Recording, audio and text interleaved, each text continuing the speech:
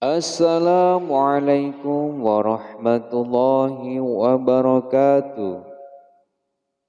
Dikisahkan pada suatu hari Abu Nawas bertemu seorang pengemis laki-laki. Seorang pengemis itu meminta makanan karena sudah lama tidak makan. Namun Abu Nawas tidak memberikannya, akan tetapi ia mengajukan beberapa pertanyaan kepada pengemis itu. "Kenapa engkau mengemis? Apakah engkau tidak mempunyai pekerjaan?" tanya Abu Nawas. "Maaf tuanku, saya sudah lama mencari pekerjaan, tapi belum juga ada yang mau menerima saya untuk bekerja. Jika ku beri pekerjaan, apakah engkau mau bekerja meskipun pekerjaan itu sangat berat?" "Mau tuanku, yang penting halal," jawab si pengemis itu. Abu Nawas pun segera mengajak pengemis itu menemui seorang sahabat untuk diberikan pekerjaan. Pengemis itu akhirnya mendapatkan pekerjaan. Ia diminta untuk mencabuti rumput di kebun sahabat Abu Nawas. Pengemis itu merupakan seorang pekerja yang sangat rajin dan tangkas. Dalam waktu yang singkat saja, pekerjaannya pun selesai. Sahabat Abu Nawas sangat kagum dengan pekerjaan pengemis tersebut. Ia pun berpikir untuk memberikan pekerjaan yang lebih serius untuk pengemis tersebut. Ia memberikan pekerjaan baru untuk pengemis tersebut. Pekerjaan memisahkan satu keranjang kurma menjadi 3 bagian. Akan tetapi ia lupa menjelaskan kepada pengemis tersebut apa yang harus dilakukan, yaitu memisahkan kurma bagus, kemudian kurang bagus, dan kurma yang busuk. Ia hanya memberikan satu keranjang besar penuh kurma dan 3 keranjang-keranjang kecil yang kosong. Kemudian pergi meninggalkan pengemis tersebut. Pada keesokan harinya, Abu Nawas datang ke rumah sahabatnya itu untuk menanyakan kabar dari pengemis tersebut. Ia pun menjelaskan bahwa pengemis itu sangatlah rajin dan terampil dalam mencabut rumput di kebun, sehingga dirinya menyimpulkan bahwa pengemis itu adalah pekerja yang baik. Maka dari itu ia memberikan pekerjaan yang lebih serius kepadanya. "Sekarang dia bekerja apa?" tanya Abu Nawas. "Tadi malam saya suruh untuk memisahkan kurma-kurma menjadi 3 bagian. Mari kita ke sana untuk melihatnya. Tentu sudah selesai pekerjaannya itu," kata sahabat Abu Nawas. Tidak lama kemudian keduanya pun sangat kaget ketika melihat pengemis itu tidur dengan pulas, sedangkan pekerjaan yang diperintahkan sama sekali tidak dikerjakan. Sahabat Abu Nawas pun merasa kesal dan segera membangunkan si pengemis tersebut. "Kenapa engkau tidak menyelesaikan pekerjaanmu semalam itu?" tanya sahabat dari Abu Nawas. "Maaf tuanku, kalau hanya memindahkan kurma, sesungguhnya itu sangatlah mudah. Yang sulit adalah membuat keputusan mana kurma yang baik, kemudian kurma yang kurang baik, dan kurma yang busuk. Karena saya tidak diberitahu sebelumnya," jawab pengemis itu. "Sungguh itu tidak terpikirkan olehku," kata sahabat Abu Nawas. Abu Nawas pun kemudian tersenyum melihat kejadian itu. Ia pun menegur sahabatnya karena hanya bisa memberikan tugas saja.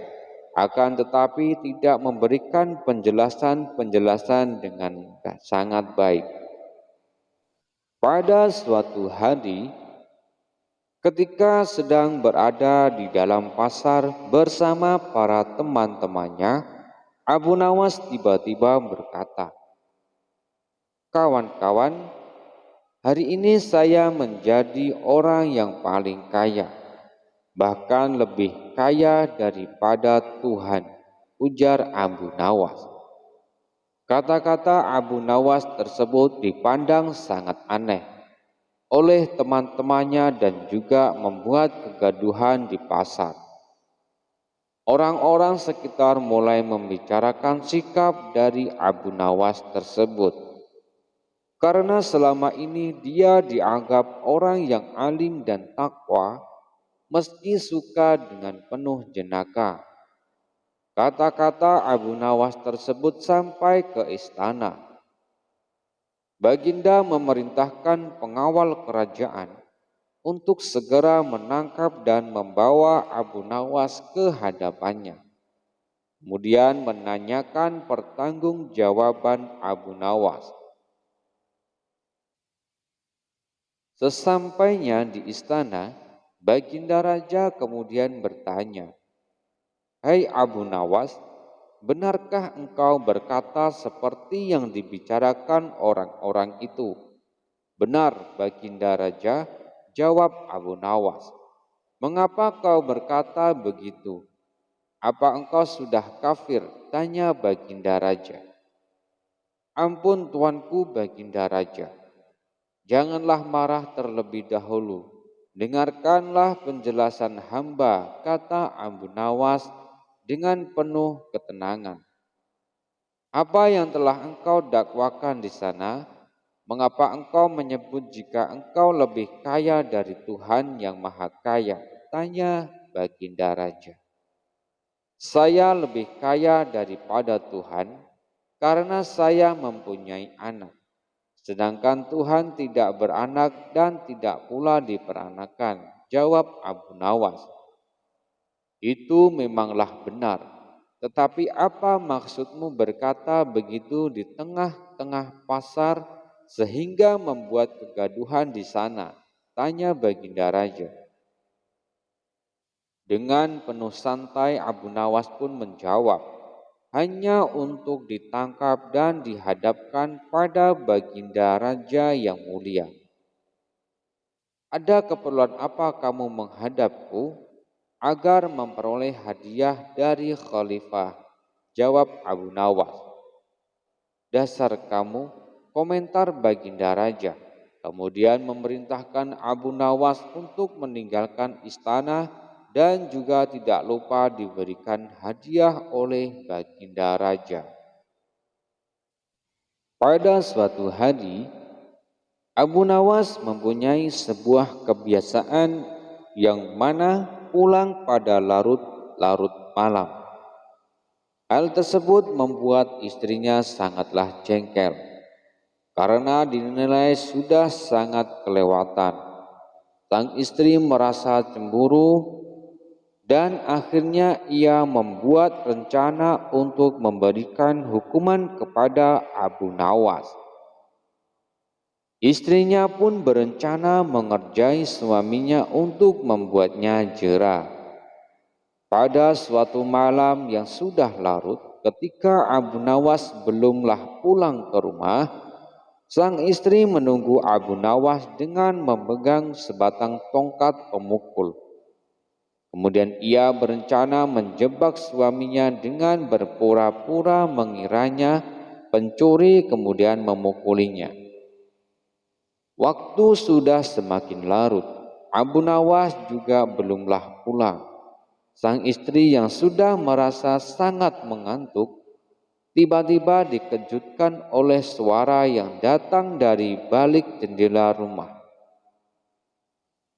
Sang istri yang sudah siaga dengan tongkat pemukulnya mengira adalah suaminya Abu Nawas. Ia langsung bergegas mendekati jendela dan bersiap untuk memukulinya. Pada waktu itu keadaan di rumah Abu Nawas sangatlah gelap. Istrinya yang sengaja mematikan lampu, semua tiba-tiba dari jendela masuk seorang laki-laki.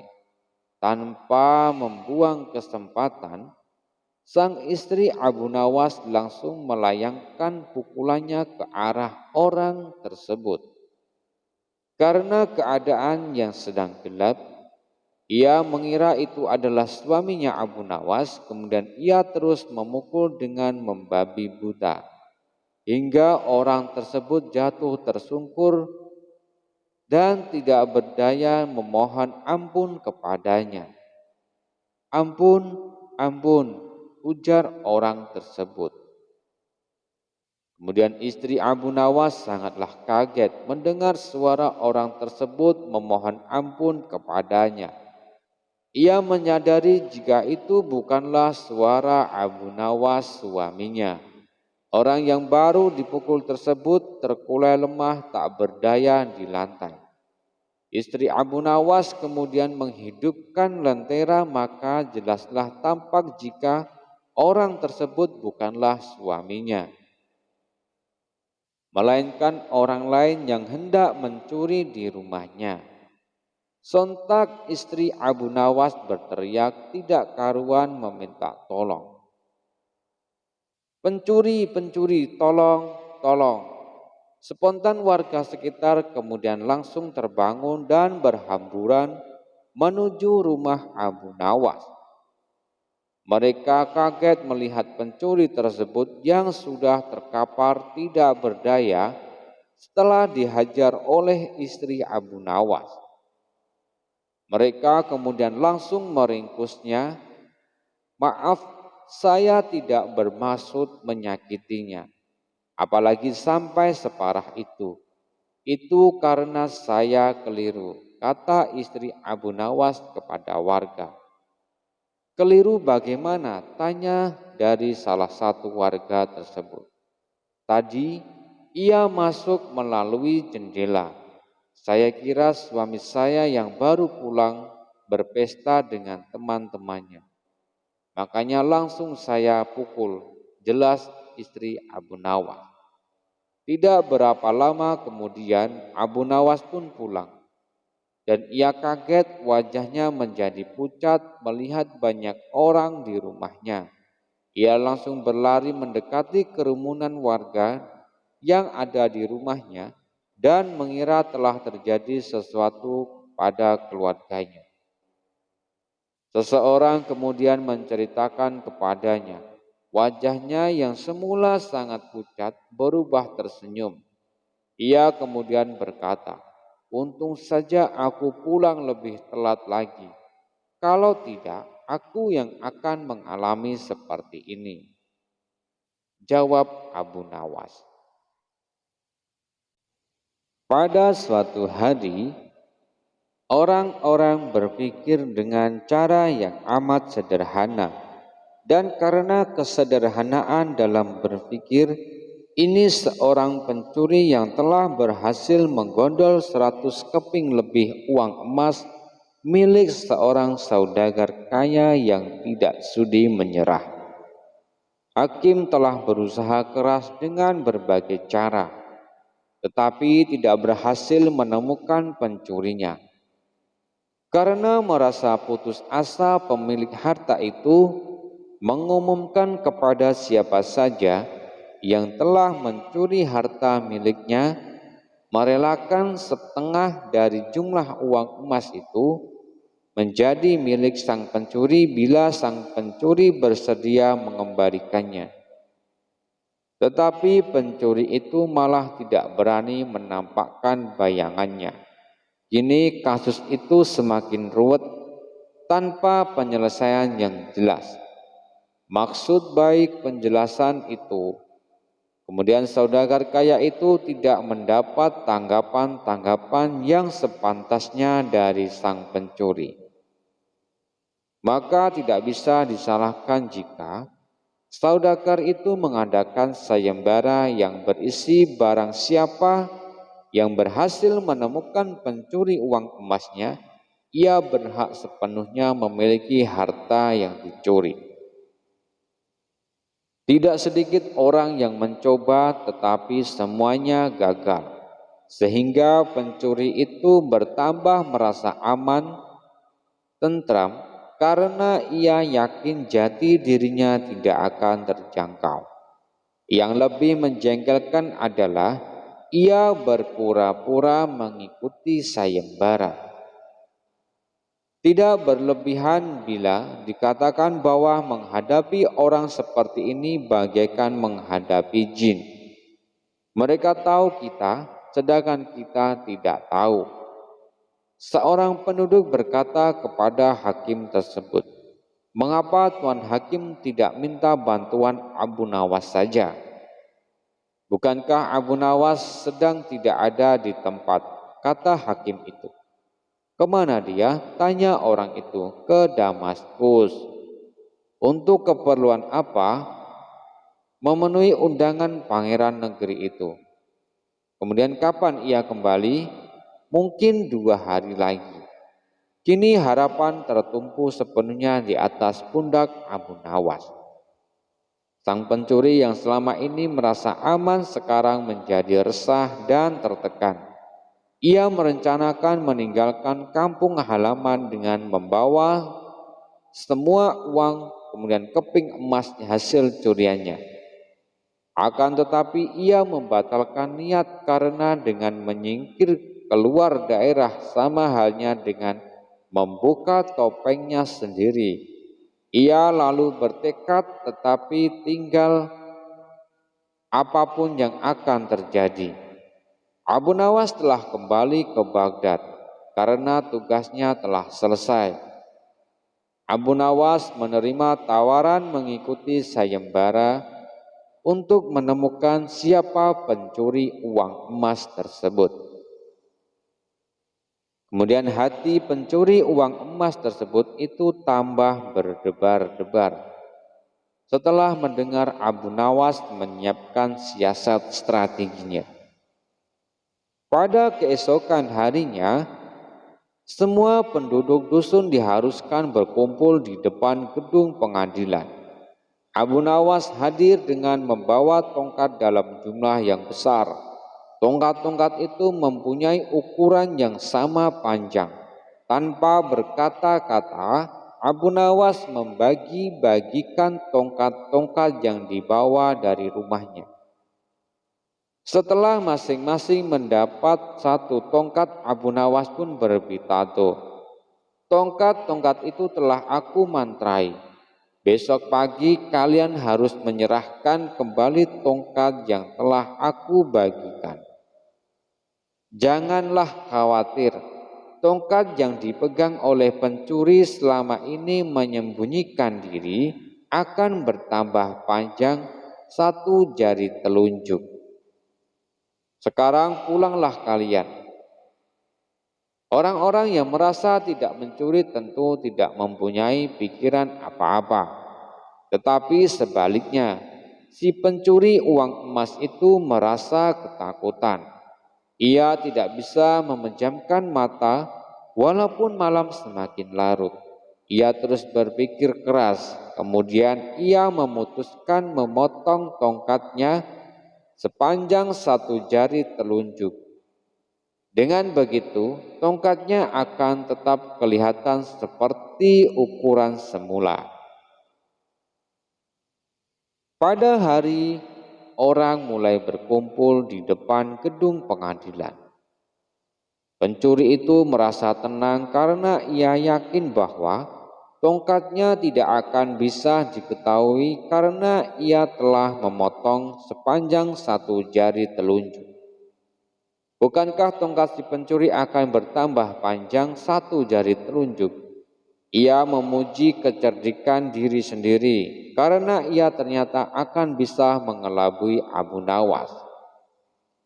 Kemudian antrian begitu panjang mulai terbentuk. Abu Nawas memeriksa tongkat yang dibagikan kemarin. Pada giliran si pencuri, tiba-tiba Abu Nawas segera mengetahui karena tongkat yang dibawanya bertambah pendek 1 jari telunjuk. Abu Nawas tahu pencuri itu pasti melakukan pemotongan pada tongkatnya karena ia takut tongkatnya bertambah panjang. Kemudian pencuri itu diadili dan dihukum sesuai dengan kesalahannya. 100 keping lebih uang emas kini berpindah ke tangan Abu Nawas.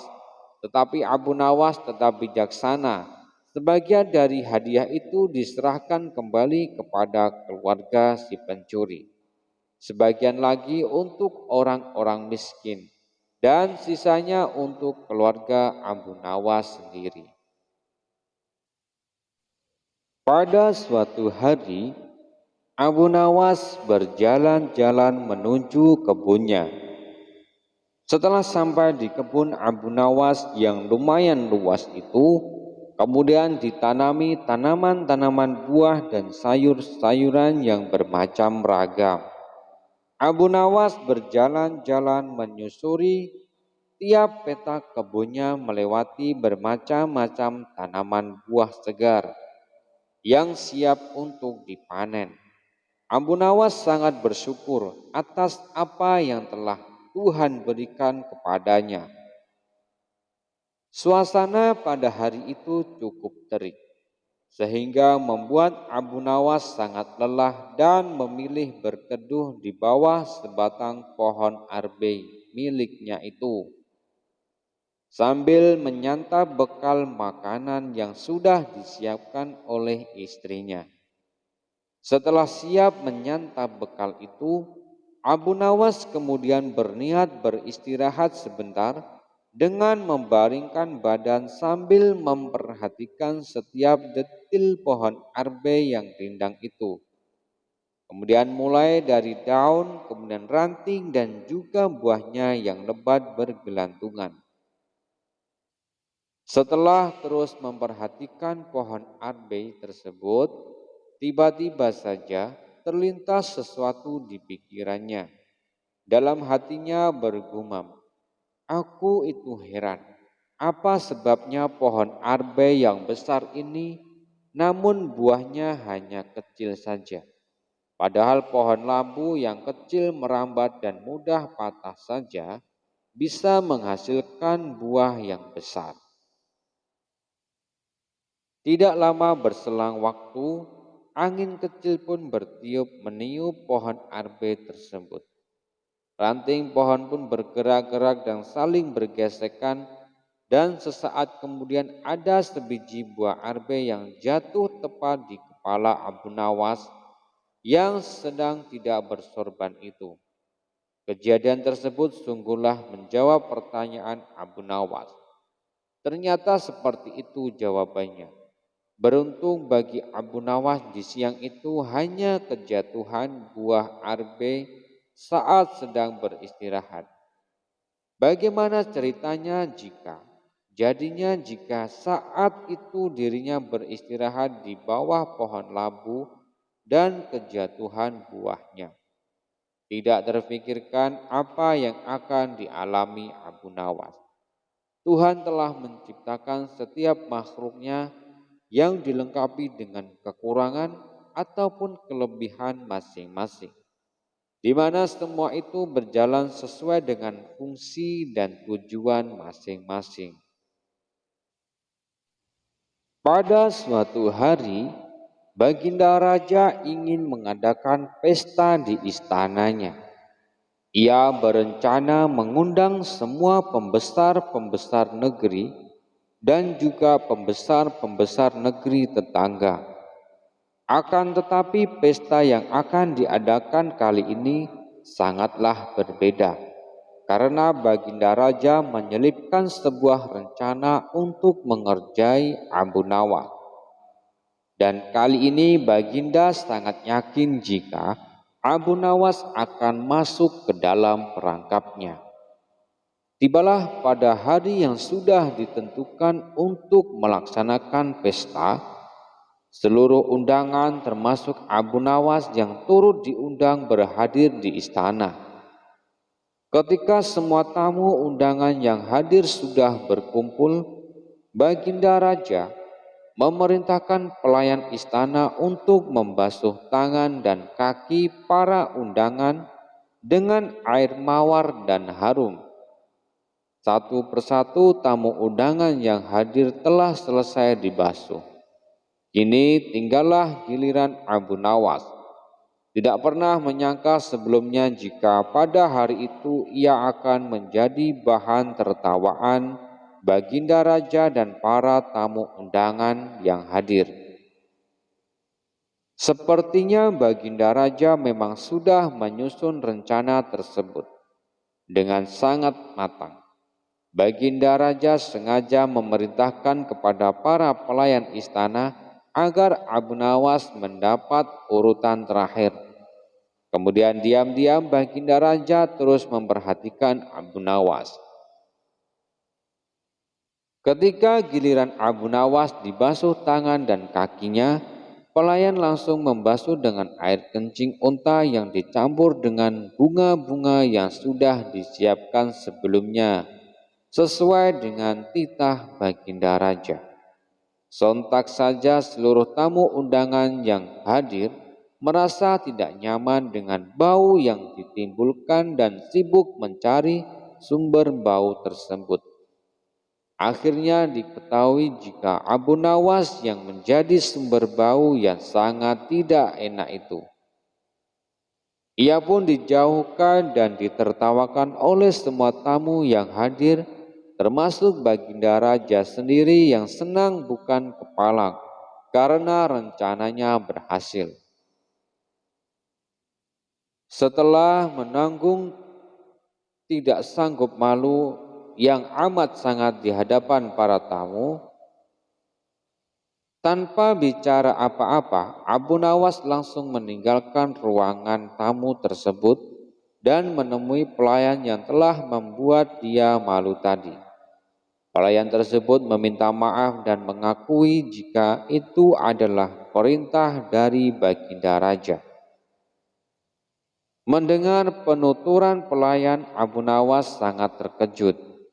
Tidak pernah terpikirkan sebelumnya jika Baginda akan menggunakan air unta itu. Abu Nawas pun bergegas meninggalkan istana dalam keadaan sangat kesal. Dalam hati ia bergumam, "Baiklah, hari ini Paduka telah memberiku kuah yang tak sedap. Esok hari aku akan membalasnya dengan isinya." Setelah kejadian dipermalukan di istana dengan kencing unta, Abu Nawas menaruh rasa kesal yang bukan main terhadap Baginda Raja. Sehingga sejak saat itu, ia tidak pernah menginjakkan lagi kakinya di istana. Karena sudah 2 bulan Abu Nawas tidak terlihat di istana, Baginda Raja pun merasa rindu akan tingkah dan cerita-cerita lucu dari Abu Nawas. Baginda Raja pun mengutus pengawal untuk menghadirkan Abu Nawas ke istana. Akan tetapi Abu Nawas tidak bersedia memenuhi panggilan Baginda dengan alasan sakit parah, dengan harapan Baginda Raja akan menjenguknya. Khawatir dengan kondisi Abu Nawas, Baginda Raja pun menyempatkan diri untuk menengok Abu Nawas dengan diiringi oleh para pengawal dan beberapa pejabat kerajaan. Pucuk dicinta ulang pun tiba. Begitu mendengar Baginda Raja menuju ke rumahnya, Abu Nawas langsung memasang aksi cerdasnya. Ia langsung meminta istrinya menyiapkan obat ajaib dengan membentuk bulatan-bulatan kecil. Akan tetapi yang di antara bulatan-bulatan obat tersebut sudah diselipkan tinja yang memang sudah dipersiapkan oleh Abu Nawas sebelumnya. Abu Nawas langsung menuju pembaringan merobohkan badannya, memasang wajah pucat dan berpura-pura lemah lunglai, seakan-akan ia benar-benar sakit. Tidak berapa lama kemudian, Baginda Raja sudah berada di depan pintu rumahnya. dan langsung menemui Abu Nawas. Kesempatan itu langsung digunakan dengan menelan 2 butir ajaib di hadapan Baginda Raja. Baginda pun penasaran dan bertanya, "Wahai Abu Nawas, apa yang kamu telan itu?" tanya Baginda Raja. "Inilah yang disebut obat ajaib. Resepnya hamba peroleh lewat mimpi tadi malam. Jika hamba menelan 2 butir, niscaya akan sembuh," jawab Abu Nawas yang kemudian langsung bisa bangun setelah menelan pil yang kedua. "Benarkah itu? Jika memang begitu, aku juga mau minum obat ajaibmu itu. Barangkali bisa membuat badanku segar bugar setiap hari," kata Baginda Raja yang bersemangat. "Baiklah tuanku Baginda Raja, hamba tidak bisa menolak keinginan Baginda Raja." Baginda Raja berbalinglah dahulu dan pejamkan mata seperti hamba sekarang ini. Tidak boleh duduk apalagi berdiri, Abu Nawas sambil mempraktekkan. Baginda Raja pun segera menuruti perintah Abu Nawas. Begitu mata Raja terpejam, Abu Nawas cepat-cepat memasukkan butiran kotoran-kotoran tadi ke mulut Baginda Raja. Spontan saja Baginda Raja bangkit membelalakkan matanya. "Hai Abu Nawas, sepertinya engkau memberiku makan tinja ya. Akan kuhukum berat engkau nanti." Abu Nawas pun segera bersimpuh memberi hormat kepada Baginda Raja. "Ampun tuanku Baginda Raja, apakah Baginda Raja masih ingat? 2 bulan yang lalu dalam sebuah pesta di istana Baginda Raja telah lebih dahulu memberi hamba kuahnya, yaitu kencing onta. Oleh sebab itu, untuk membalas kebaikan Baginda Raja, maka sekarang hamba memberi isinya, yaitu kotoran unta. Jikalau bukan karena kejadian itu, hamba tidak akan berani melakukan ini pada Baginda Raja. Jika Baginda Raja bersikeras ingin menghukum hamba, maka kejadian ini akan hamba beritahukan kepada orang lain." Mendengar penuturan Abu Nawas, Baginda Raja pun risau kemudian takut jika orang mengetahui jika ia telah memakan kotoran unta atas perintah Abu Nawas. "Baiklah Abu Nawas, karena kejahilanku kemarin maka aku memaafkanmu. Tapi engkau tidak boleh memberitahukan siapa-siapa tentang kejadian ini," kata Baginda Raja. "Ampun tuanku Baginda Raja, jika itu yang Baginda minta seperti itu, maka lain lagi ceritanya hamba minta 100 dinar sebagai biaya jaga rahasia," jawab Abu Nawas. "Dasar kamu Abu Nawas," kata Baginda Raja. Baginda Raja pun menyetujui permintaan Abu Nawas, kemudian menyerahkan pundi uang sebanyak 100 dinar. Kemudian pamit pulang menuju istana bersama para pengikut-pengikutnya. Cukup sampai di sini dulu perjumpaan kita kali ini. Dan nantikan kisah-kisah terbaru selanjutnya. Wassalamualaikum warahmatullahi wabarakatuh.